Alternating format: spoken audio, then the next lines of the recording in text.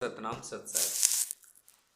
हम सभी लोग अपने ही धर्म के अनुसार, अपने ही इष्ट देव के अनुसार, अपने ही आराध्या के अनुसार यदि सही अर्थों में उनके बताए मार्ग पर चलें तो हम वास्तव में धर्म यानी समाज में एक सच्चे धर्म की स्थापना कर सकते हैं। वह हो जाएगी। हमारे सभी यानी हमारा ये मकसद नहीं कि आप किसको मानते हैं, कैसे पूजते हैं, लेकिन आप अपने ही धर्म के अनुसार, अपने इष्ट आराध्या के अनुसार जो कृत्य यानी जो कार्य उन्होंने अपने जीवन काल में किए थे, आप उनमें से कुछ को स्वयं यानी कुछ को पहले धारण कर लीजिए। फिर अपने आप धीरे धीरे आप उन पर चलने लगेंगे, वह सभी गुण उनके आपके अंदर आ जाएंगे। तो हमारे सभी धर्मों में यानी संसार में चाहे कोई भी धर्म हो, कहीं से भी हो, सभी धर्मों में मन महत्वपूर्ण है।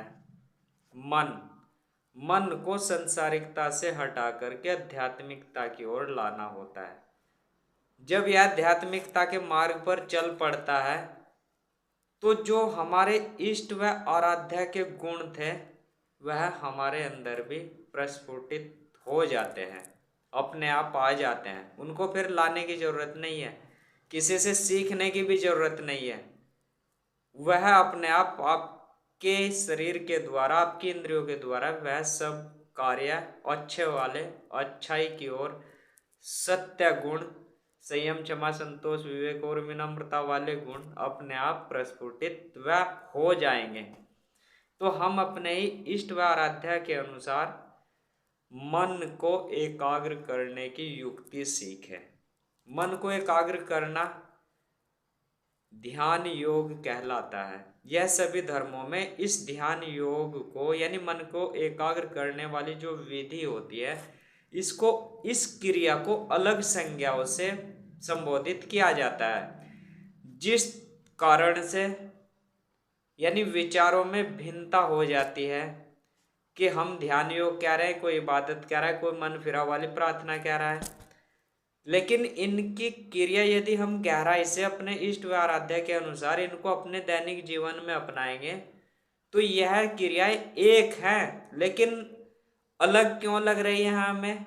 क्योंकि हम इन क्रियाओं का अपने दैनिक जीवन में उपयोग ही नहीं कर रहे हैं, प्रैक्टिकल ही नहीं कर रहे हैं, इसलिए हमें भिन्नता नजर आ रही है, यानी हमें अलग अलग धर्म नजर आ रहे हैं। यदि हम इस क्रिया को अपनाएंगे तो हमारी जो भिन्नता है वह खत्म हो जाती है। और आपने सुना भी होगा, जब साधक मन को एकाग्र करके कुंडलिनी ऊर्जा को ऊर्ध्वगामी करके, जिसको आत्मा, रूह, सोल भी कहते हैं, इसको जब सहस्रार चक्र में यहाँ तक पहुंचा लेते हैं या पहुंच जाती है, तब साधक गहन समाधि की ओर चला जाता है। यानी वहां पर अपना और पराय का भेद खत्म हो जाता है। उस साधक का विवेक जागृत हो जाता है कि हमारा असली घर, ठिकाना या अस्तित्व कहाँ से, हमारी जो है जड़ है, कहाँ में जाना है, वह सब पता लग जाता है। तो वहां पर उस साधक को वसुदेव कुटुंबकम नजर आता है, शिव कण कण में नजर आता है, अल्लाह सर्वाधार ऐसा नजर आता है, सबके प्रति प्रेम या संपूर्ण समर्पित भाव वहां पर नजर आता है। तो आइए इस ओर बढ़े, ध्यान योग करें।